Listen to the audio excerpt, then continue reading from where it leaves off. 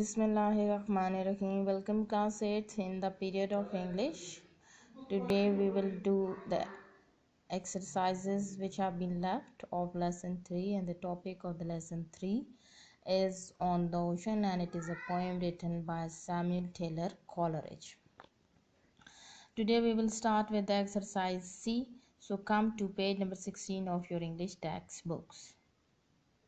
Exercise is use of prefix means uh, addition or attachment of words before the root word, that is known as a prefix to make a new word.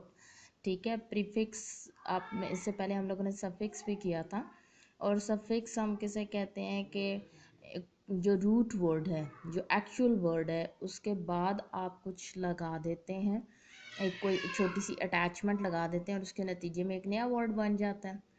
ठीक है, और मकसद यही होता है ताकि आप जो है एक नया वर्ड आपके पास बने और उसके डिफरेंट फंक्शंस को यूटिलाइज किया जा सके। सेम प्रीफिक्स की भी यही है कि ये अटैचमेंट बिफोर है। ठीक है, एक रूट वर्ड जो एक्चुअल वर्ड है उससे पहले आप एक वर्ड लगा देते हैं और इसे आप लोग प्रीफिक्स कहते हैं। ठीक है, यहाँ पर जो एक्सरसाइज है इसमें हमारे पास दो प्रीफिक्सेस उन लोगों ने हमें दिए गए हैं, एक डिस का प्रीफिक्स है और एक इंटर का प्रीफिक्स है। ठीक है, डिस का प्रीफिक्स जो है उसका मतलब होता है नॉट, और इंटर का मतलब होता है बिटवीन, दरमियान में। ठीक है, हम इन प्रीफिक्सेस को यूज़ करेंगे ताकि नए वर्ड्स बने। The prefix dis means not and prefix inter means between or among. Between दो लोगों के दरमियान होता है और among बहुत से लोगों के दरमियान में। फॉर एग्ज़ाम्पल इंटीग्रेट, इंटीग्रेट के लिए अगर आप डिस का वर्ड यूज़ करेंगे तो डिस इंटीग्रेट हो जाएगा, और नेशनल से पहले आप अगर इंटर का वर्ड यूज़ करेंगे तो ये इंटरनेशनल हो जाएगा।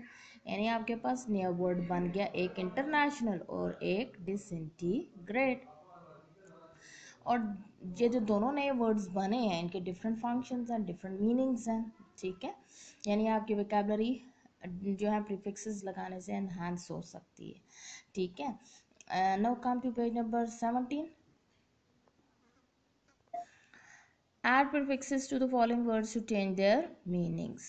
ठीक है, हमारे पास कॉलम्स बने हुए हैं, वर्ड्स गिवन है, एक तरफ आप देख रहे हैं कि डिस का प्रीफिक्स गिवन है और उसके साथ हमारे पास पूरे कॉलम में 5 लफ्ज़ हैं। ठीक है, interest, like, loyal, joint, figure, और इनके साथ हमने डिस लगाना है, डिस का प्रीफिक्स ऐड करना है और नया वर्ड बन जाएगा। पहला वर्ड है इंटरेस्ट, तो डिस लगाएंगे तो डिसइंटरेस्ट बन जाएगा। इंटरेस्ट का मतलब जिस दिलचस्पी, और डिसइंटरेस्ट का मतलब जहाँ आपकी कोई दिलचस्पी ना हो। लाइक पसंद करना, डिसलाइक नापसंद करना। लॉयल वफादार, डिसलॉयल वफादार ना हो। जॉइंट जहाँ पे कोई चीज़ जुड़ी हो, डिसजॉइंट अलहदा हो जाना। फिगर जहाँ शक्ल मौजूद हो, डिसफिगर जब कोई शक्ल मौजूद ना हो। उसके बाद दूसरा आपके पास है जी एंटर का प्रीफिक्स है, और अगेन आपके पास 5 रूट वर्ड्स गिवन है। रूट वर्ड्स हमारे कौन से हैं? City, connect, play, act and link. अब इंटर सिटी का मतलब क्या हुआ? दो शहरों के दरमियान। इंटर कनेक्ट, ठीक है जी, दो चीज़ों को जोड़ना। इंटर प्ले, किरदार अदा करना। इंटरैक्ट, अगेन इसका मतलब भी जो है वो रोल प्ले करना है। लिंक से इंटरलिंक, जोड़ना। ठीक है, उसके बाद नीचे हमें कहा गया है कि नए वर्ड्स तो हमने बना दिए, लेकिन साथ ही हमें कहा गया है use of the new words in your sentences, कि हमने इन वर्ड्स को फिर इसके बाद सेंटेंसेस में भी यूज़ करना है। फर्स्ट वर्ड हमारे पास आ जाता है डिसइंटरेस्ट। डिसइंटरेस्ट को यूज़ करेंगे तो हमारा पास सेंटेंस बन जाता है। जैसे लेट्स सपोज मैं बना देती हूँ, he shows disinterest in studies. ठीक है, he is disliked by me. Disloyal का we should not be disloyal to our country. और disjoint, his leg was jointed in an accident. Disfigure, aging disfigures the man।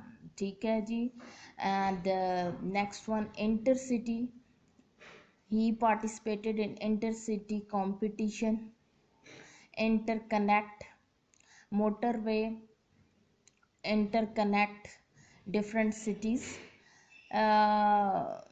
उसके बाद आ जाता है interplay. He interplayed an important role in the film. Interact, biotic and abiotic factors interact in ecosystem. Interlink, we people of different fields or different profession are, in, are interlinked in the society. D question है जी, इसको हमने point कराते हुए मैंने काफ़ी दफ़ा आपको कराया है सिमली का। ठीक है, सिमली उर्दू में तशबीह को कहा जाता है कि जो है जब आप दो चीज़ों का कंपैरिजन किसी क्वालिटी की बिना पर करते हैं, ठीक है, तो उसे सिमली कहा जाता है। A simile compares two things using like or as. For example, he is as brave as a lion. अब ब्रेव क्वालिटी है जिसको आप जिसकी बिना पर दो चीज़ों को आप कंपेयर करें, एक ही को कंपेयर कर रहे हैं और एक लॉइन को कंपेयर करें।